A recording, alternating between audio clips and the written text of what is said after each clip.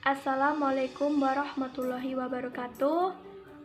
Perkenalkan, nama saya Erni Sulistyo dari Lokal Pendidikan Agama Islam 1B.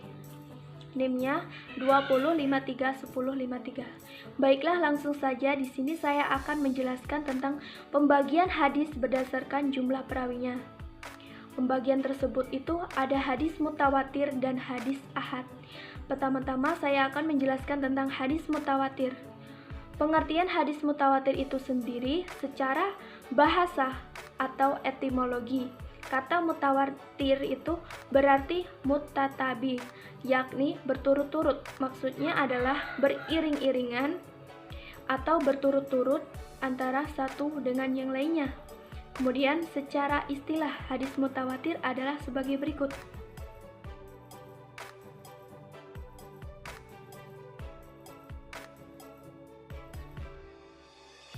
Yang artinya suatu hadis hasil tanggapan dari panca indera yang diriwayatkan oleh sejumlah besar rawi yang menurut adat kebiasaan mustahil mereka berkumpul dan bersepakat dusta. Pendapat lain, hadis mutawatir secara terminologi hadis yang diriwayatkan oleh rawi yang banyak dan tidak mungkin mereka mufarokat berbuat dusta pada hadis itu mengingat banyaknya jumlah mereka.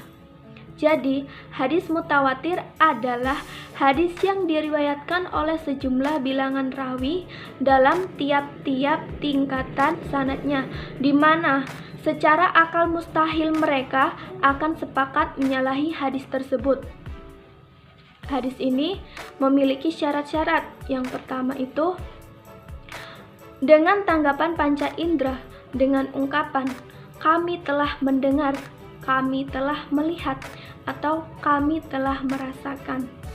Yang kedua, jumlah rawi-rawinya itu harus mencapai suatu ketentuan yang tidak memungkinkan mereka bersepakat bohong.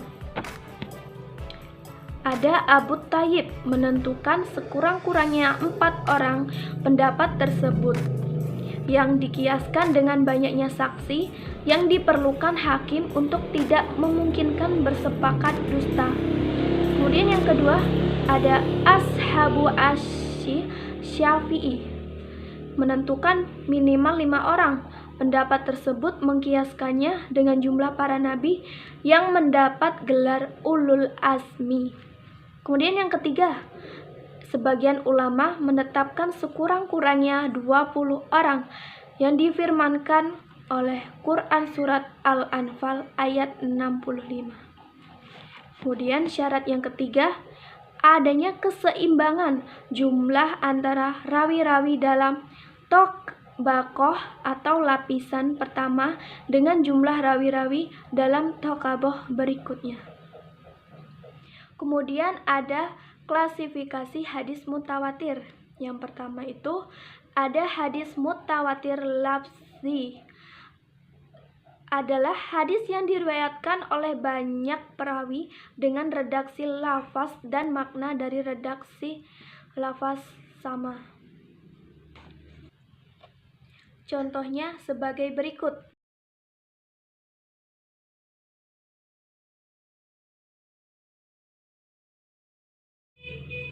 Artinya, barang siapa berbuat kebohongan atas namaku dengan sengaja, maka hendaklah ia menempati tempatnya di neraka.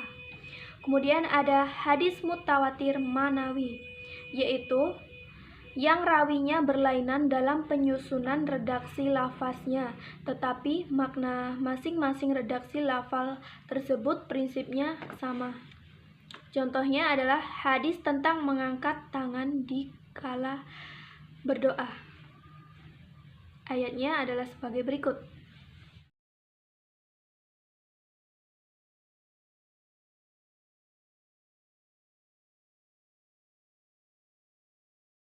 Artinya, konon Nabi Muhammad SAW tidak mengangkat kedua tangan beliau dalam doa-doa beliau, selain dalam doa sholat istisqa, dan beliau mengangkat tangannya hingga tampak putih-putih kedua ketiaknya. Hadis riwayat muttafaq alaihi. Kemudian ada kedudukan hadis mutawatir. Hadis-hadis yang termasuk kelompok hadis mutawatir adalah hadis-hadis yang pasti, yaitu qati atau maktu yang berasal dari Rasulullah Shallallahu Alaihi Wasallam. Para ulama menegaskan bahwa hadis mutawatir membuahkan ilmu qati atau pengetahuan yang pasti, yakni pengetahuan yang pasti bahwa perkataan, perbuatan atau persetujuan dari Rasulullah Shallallahu Alaihi Wasallam. Kemudian yang kedua ada hadis ahad. Pengertian dari hadis ahad itu sendiri menurut bahasa adalah kata ahad, yaitu jamak dari wahid atau ahad. Bila wahid itu berarti satu, maka ahad sebagai jamaknya, yaitu berarti satu hadis ahad adalah hadis yang jumlah rawi pada tobaqoh pertama, kedua, ketiga, dan seterusnya terdiri dari 3 orang atau 2 orang atau bahkan seorang. Kemudian ada klasifikasi hadis ahad, yaitu ada hadis masyhur. Masyhur menurut bahasa berarti yang sudah tersebar atau yang sudah populer. Hadis masyhur adalah hadis yang diriwayatkan oleh 3 orang rawi atau lebih dan beliau mencapai derajat hadis mutawatir. Contohnya adalah sebagai berikut.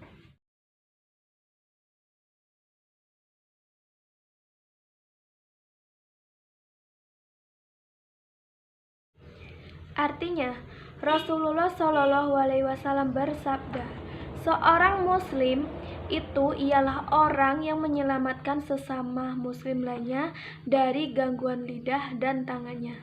Yang kedua, ada hadis aziz. Aziz menurut bahasa itu berarti yang mulai atau yang kuat dan juga berarti jarang. Contoh ayatnya adalah sebagai berikut.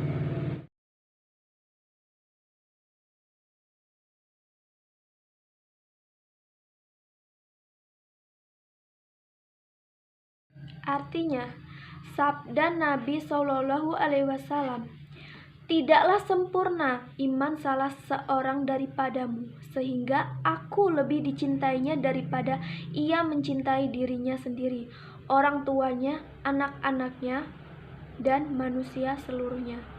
Yang ketiga itu ada hadis gharib. Gharib menurut bahasa berarti jauh, terpisah atau menyendiri dari yang lain. Hadis gharib adalah hadis yang diriwayatkan oleh satu orang rawi atau sendirian pada tingkatan maupun dalam sanad. Ditinjau dari segi bentuk penyendirian rawi tersebut, hadis gharib terbagi kepada 2 macam. Yang pertama ada hadis gharib mutlak, yaitu apabila penyendirian rawi dalam meriwayatkan hadis itu mengenai personaliannya.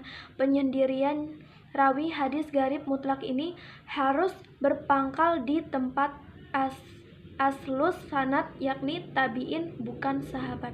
Nabi Muhammad Shallallahu Alaihi Wasallam bersabda, iman itu bercabang-cabang, 73 cabang, malu itu salah satu cabang dari iman. Kemudian ada yang kedua, hadis gharib nisbi, yaitu apabila penyendirian itu mengenai sifat-sifat atau keadaan tertentu seorang rawi. Misalnya, hadis Muslim tentang pertanyaan Umar bin Khattab radhiyallahu anhu kepada Abu Waqid Al-Laitsi tentang surat-surat apa yang dibaca oleh Nabi pada sholat Idul Fitri. Jawab Abu Waqid, yakni membaca Quran surat Qaf dan Quran surat Al-Qamar.